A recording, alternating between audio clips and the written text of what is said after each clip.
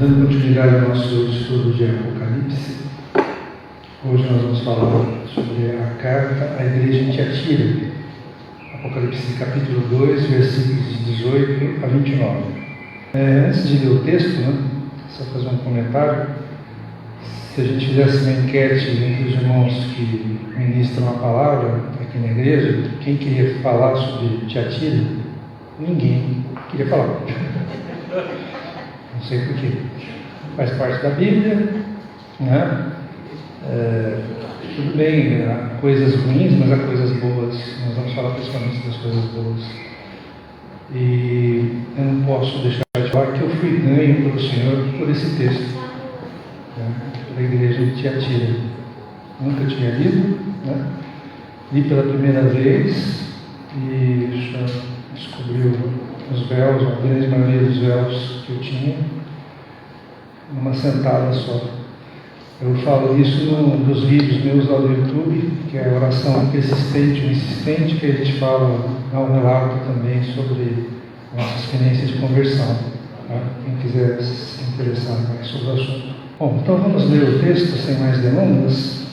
Todos abram então Apocalipse capítulo 2, versículos 18 a 29. No versículo 18 ele começa: Ao anjo da igreja em Tiatira escreve: Estas coisas diz o Filho de Deus, que tem os olhos como chama de fogo e os pés semelhantes ao bronze polido. Conheço as tuas obras, o teu amor, a tua fé, o teu serviço, a tua perseverança e as tuas últimas obras mais numerosas do que as primeiras. Tenho, porém, contra ti o tolerares que essa mulher, Jezabel, que a si mesma se declara profetisa, não somente ensine, mas ainda seduza os meus servos a praticarem a prostituição e a comerem coisas sacrificadas aos ídolos.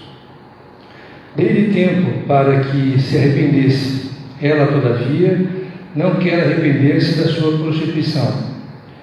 Eis que a próstata de cama, bem como em grande tribulação os que com ela adulteram, caso não se arrependam das obras que ela incita. Matarei os seus filhos, e todas as igrejas conhecerão que eu sou aquele que sonda mente e corações, e vos darei a cada um segundo as vossas obras. Digo, todavia, a vós outros, os demais de Tiatira, a tantos quantos não têm essa doutrina e que não conheceram, como eles dizem, as coisas profundas de Satanás, outra carga não jogarei sobre vós. Tão somente conservai o que tendes até que eu venha. Ao vencedor, que guardar até o fim as minhas obras, eu lhe darei autoridade sobre as nações, e com cetro de ferro as regerá e as reduzirá a pedaços, como se fossem objetos de barro. Assim como também eu recebi de meu Pai, dar-lhe ainda a estrela da manhã. Quem tem ouvidos, ouça o que o Espírito diz às igrejas.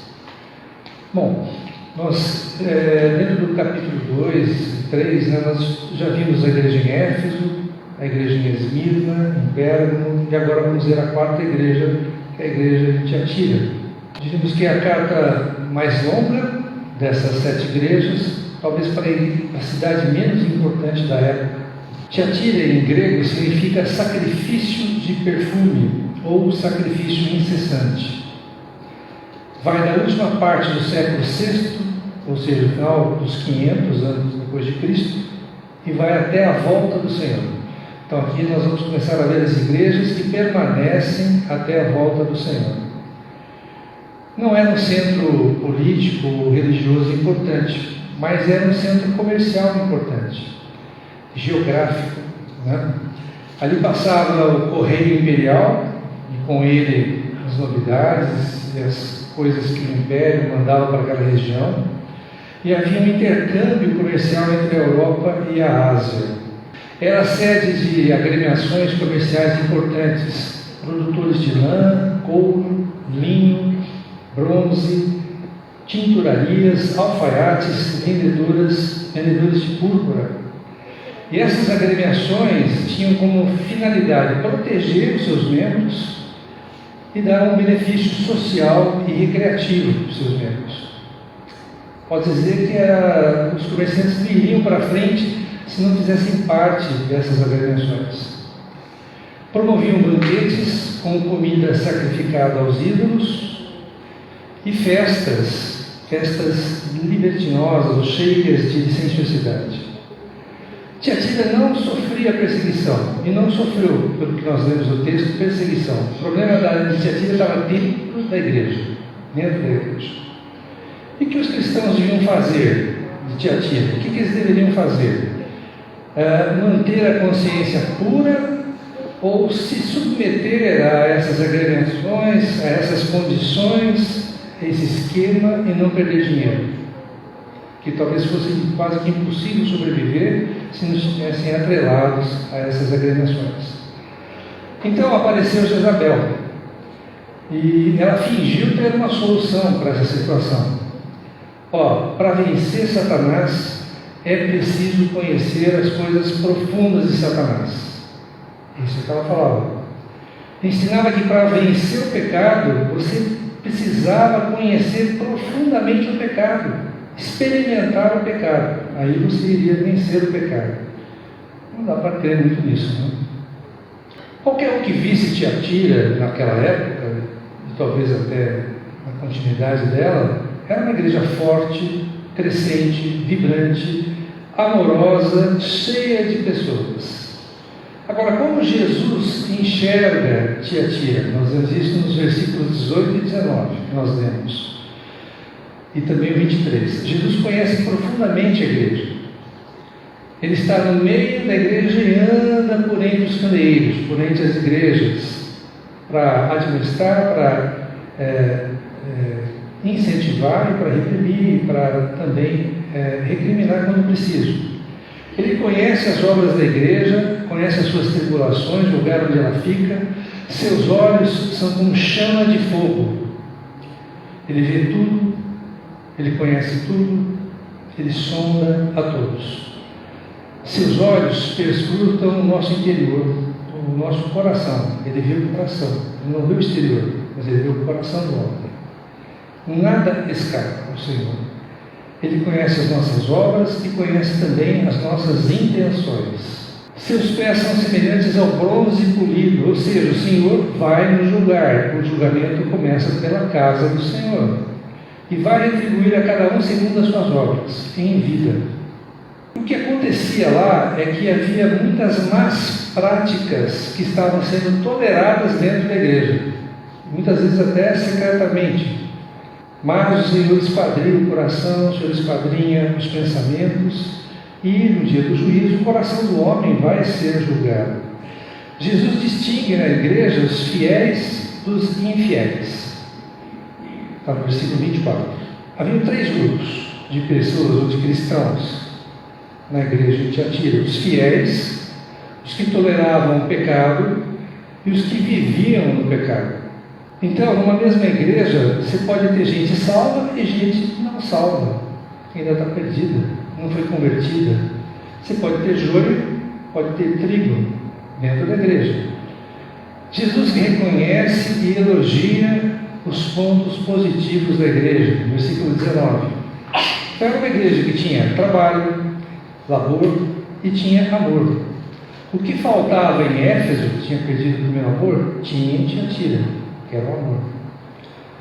Era marcada por fé, por confiança em Deus, havia perseverança, passava pelas provas com firmeza, havia mesmo um progresso espiritual. As suas últimas obras eram mais numerosas do que as primeiras, boas obras. Mas isso acontecia não porque todos os membros da igreja praticavam essas obras, mas porque tinha um grupo pequeno, fiel ao Senhor, remanescente e fiel, ele fala. Tiatira demonstrou o amor que faltava em Éfeso, preservou a fé que corria perigo em Pérgamo e dividia com Esmirna as tribulações, como passar pelas tribulações. Então era uma boa igreja. Era uma boa igreja. Mas Jesus reprovava uma coisa em Tiatira: o pecado. Jesus reprova a igreja no versículo 20, por quê? Como Tiatira crescia, Satanás procurava uma maneira de atingi-la de dentro para fora. De dentro para fora. Jesus reprovava a igreja em Tiatira, ele reprova a igreja em Tiatira, porque ela era tolerante com o falso ensino e a falsa moralidade. Éfeso, lembram-se, não tolerava os homens maus, os falsos profetas, mas Tiatira tolerava Jezabel, uma falsa profetisa, e a sua influência era devastadora. Jezabel, o nome Jezabel, o que significa? Puro. Só que não condizia com a realidade da vida de Jezabel, com o que ela praticava. O nome era puro, mas a realidade de Jezabel não era, sua conduta não era pureza. Jezabel introduziu em Israel o culto pagão a Baal, ou Baalins. Misturou religião com prostituição. Perseguiu os profetas de Deus, matou muitos profetas de Deus e promoveu o paganismo. Baal ou Baalins são falsos deuses. É um culto de origem fenícia ali no Oriente Médio, onde hoje seria o Líbano, adorado por vários povos do Oriente Médio. Principalmente os cananeus adoravam Baal. Era o deus da fertilidade, era o principal deus da divindade que eles tinham. Jezabel no Novo Testamento. Nós vemos essa mulher em Mateus 13:33, na parábola do fermento, que diz assim: disse-lhes outra parábola: o reino dos céus é semelhante ao fermento que uma mulher tomou e escondeu em 3 medidas de farinha, até ficar tudo levedado. Então, o fermento, aqui nessa parábola, simboliza as coisas malignas, pagãs, heréticas, que não pertencem ao Senhor. Quando a gente come pão, acabamos de partir o pão asmo, sem fermento. Ele é mais difícil da gente mastigar, engolir, não tem tanto gosto. O pão com fermento, ele cresce, ele dá gosto, é mais gostoso de você comer. Mas a palavra do Senhor pode ser boa à boca, mas quando chega no estômago, muitas vezes não é tão boa, porque precisa mudar o nosso interior. A flor de farinha aqui falada nessa parábola do fermento, simboliza Cristo, como oferta de manjares para satisfazer tanto Deus quanto o homem. Por que 3 partes de farinha? Deus triuno. Deus triuno, Deus Pai, Filho e Espírito Santo. 3 partes de farinha. E aí entrou o fermento, que não tinha nada a ver com essa parte de farinha. E a mulher? Essa mulher que provocou essa mistura também é a grande prostituta de Apocalipse 17. Misturar abominações com coisas de Deus. Em Apocalipse 17:5, nós temos na sua fronte, achava-se escrito um nome, um mistério: Babilônia, a grande, a mãe das meretrizes e das abominações da terra. Essa era a mulher. Então, tanto Apocalipse 2, quanto Mateus 13, quanto Apocalipse 17. Jezabel no Antigo Testamento. Vamos ver a origem de Jezabel, né? Que essa aqui é a versão mais moderna de Jezabel. Vamos ver a primeira versão de Jezabel no Antigo Testamento, que era uma prefiguração dessa mulher Jezabel em Apocalipse 2. Em 1 Reis 16:30 a 31, mostra o casamento do rei Acabe de Israel com Jezabel. Então diz lá no versículo 30: fez Acabe, filho de Onri, o que era mal perante o Senhor, mais que todos os que foram antes dele. Como se fora coisa de somenos andar ele nos pecados de Jeroboão, filho de Nebate, tomou por mulher a Jezabel, filha de Etbaal. O pai dela já tinha o nome de Baal no nome dela, rei dos Sidônios, e foi e serviu a Baal e o adorou. Em 1 Reis 21, 25 e 26a, aqui mostra uma passagem que Acabe queria a vinha de Nabote. E Jezabel falou: mata ele não quer te vender? Mata. Né? Então, diz lá: ninguém houve, pois, como Acabe, que se vendeu para fazer o que era mal perante o Senhor, porque Jezabel, sua mulher, o instigava, que fez grandes abominações seguindo os ídolos. Então, nessa passagem, ela instiga Acabe a matar Nabote para ter uma vinha que ele queria. Pois é, sua vinha pode ser assim, um perigo. 2 Reis 9:22 diz assim: sucedeu que, vendo Jorão, que é filho de Acabe, a Jeú, perguntou: há paz, Jeú? Ele respondeu: que paz? Enquanto perduram as prostituições de tua mãe Jezabel e as suas muitas feitiçarias. Então, no mesmo capítulo 9 de 2 Reis, Jezabel é morta por Jeú, a quem o filho de Acabe estava perguntando aqui, é morta por Jeú e devorada por cães. Isso era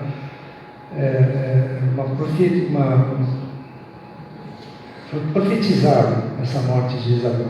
Não sobrou nada dela. Então, em Apocalipse, voltando para Jezabel moderna, ela induziu os servos de Deus ao pecado.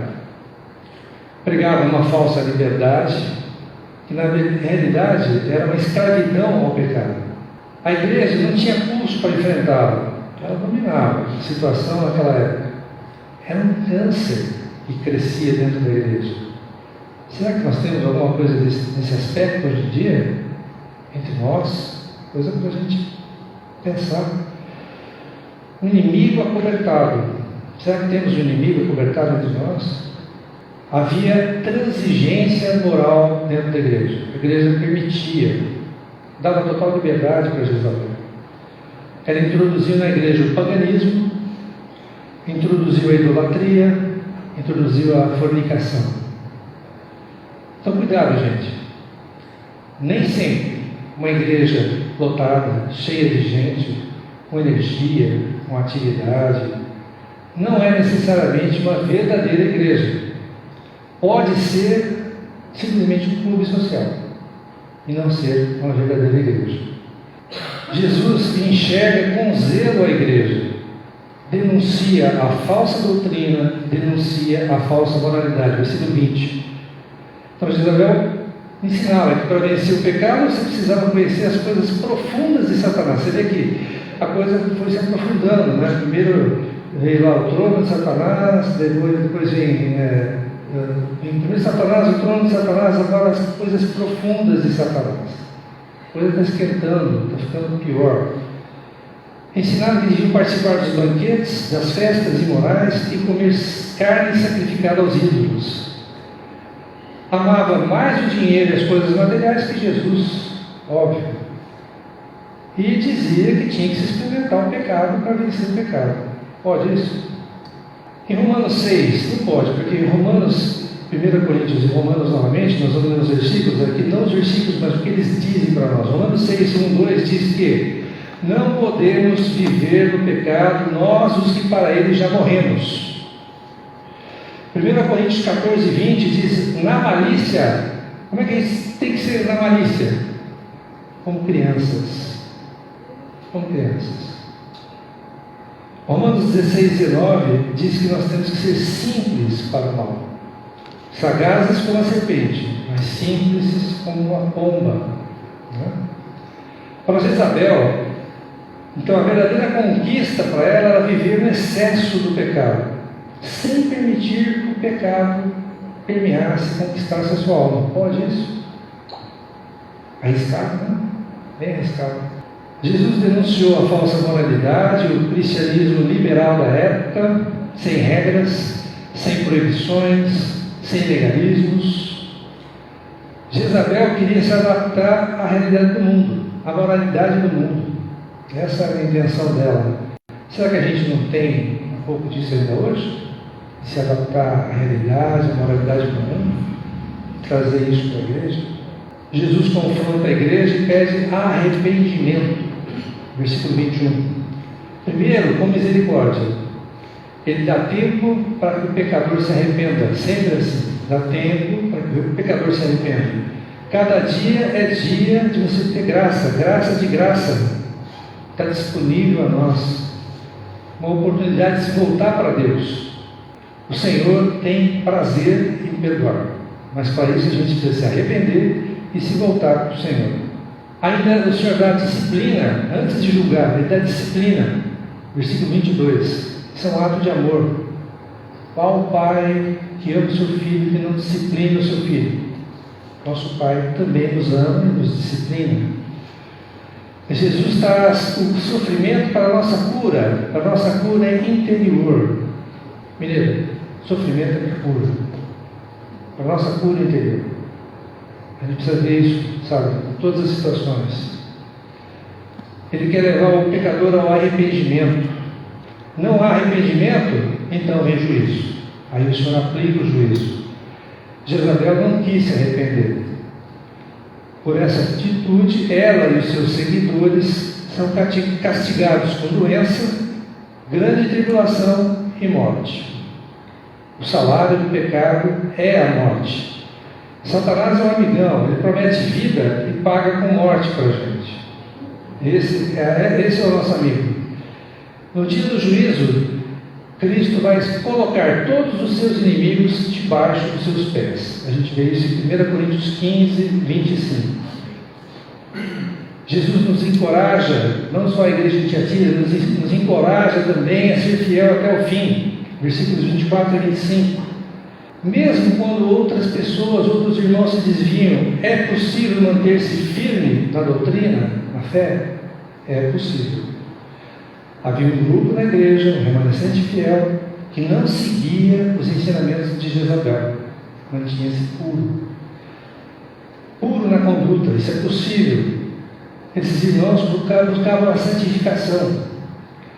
Só os puros de coração verão a Deus. Mateus 5, 8. Só os puros de coração verão a Deus. Sem santificação, ninguém verá o Senhor. Hebreus 12, 14. O propósito de Satanás, a vontade dele, é impedir a santificação dos irmãos, dos cristãos, induzindo-os a pecar, mesmo que precise usar o anticristo, o falso profeta, a grande Babilônia, que é um sistema sedutor do mundo, né? Se Satanás não consegue destruir a igreja com perseguição, como foi em Esmirna, né? Ou com heresia, o que ele faz? Pecado. Pecado dentro da igreja. Nós já temos uma vida plena em Cristo. Versículo 24. A gente não precisa de mais novidades. Tudo que nós temos na palavra, tudo que o Senhor tem nos dado, a verdade que Ele tem nos dado é suficiente. O que a gente precisa é tomar posse disso, tomar posse da vida eterna, de conhecer o que Ele nos deu. Não adianta nada estar na palavra se a gente não conhece. De acessar as insondáveis riquezas de Cristo. Apesar dos atrativos do mundo, precisamos permanecer firmes do Senhor. Se formos fiéis até o fim, a igreja será recompensada. Versículos 26 a 29. Ser vencedor é guardar o que o Senhor nos ensina até o fim. É ter perseverança. Perseverança, palavra-chave. O vencedor vai julgar os ímpios e reinar com Cristo. E não adianta a gente querer ganhar o mundo inteiro e perder a nossa alma. Não adianta. Os vencedores, os cristãos vencedores vão julgar o mundo. 1 Coríntios 6,2. Já os perversos, os que não forem fiéis, serão quebrados como um vaso de barro, a serem refeitos se forem salvos. Salmos 2, de 8 a 9. Os vencedores vão reinar com Cristo e conhecer as coisas profundas de quem? De Cristo. As coisas profundas de Cristo. Nós vamos conhecer cada vez mais Cristo. Os salvos receberão a estrela da manhã, que é o próprio Senhor. Vamos ter corpos de glória, para podermos ser julgados no tribunal de Cristo, nos ares. Os salvos terão parte na autoridade de Cristo e também na sua glória. Os que renunciaram ao pecado, os que renunciaram às vantagens do mundo, viverão na glória com Cristo em completo e eterno contentamento. O Senhor é o nosso prazer, o Senhor é a nossa herança, o Senhor é a nossa riqueza, a nossa recompensa. Como diz o hino que cantamos, vamos vê-lo face a face. Face a face. Vamos servi-lo eternamente. Para sempre Ele vai ser o nosso deleite. Para sempre Ele vai ser o nosso prazer. Somente Cristo satisfaz a nossa alma. Irmãos, então que essa palavra aqui, difícil às vezes de ser engolida, seja realmente uma palavra para o nosso coração, para incentivar a nossa pessoa a ser fiel e perseverante até o fim, a crescermos no Senhor, a não acreditarmos em falsidades, não darmos importância às riquezas do mundo e trazermos isso para dentro da igreja, a sermos humildes, a nos arrependermos todas as vezes que for necessário. Nós precisamos do Senhor, e esse Senhor precisa reinar em nós. A partir disso, nós podemos ajudar outras pessoas. Amém. Era isso que eu tinha para falar. Os irmãos possam complementar a mensagem.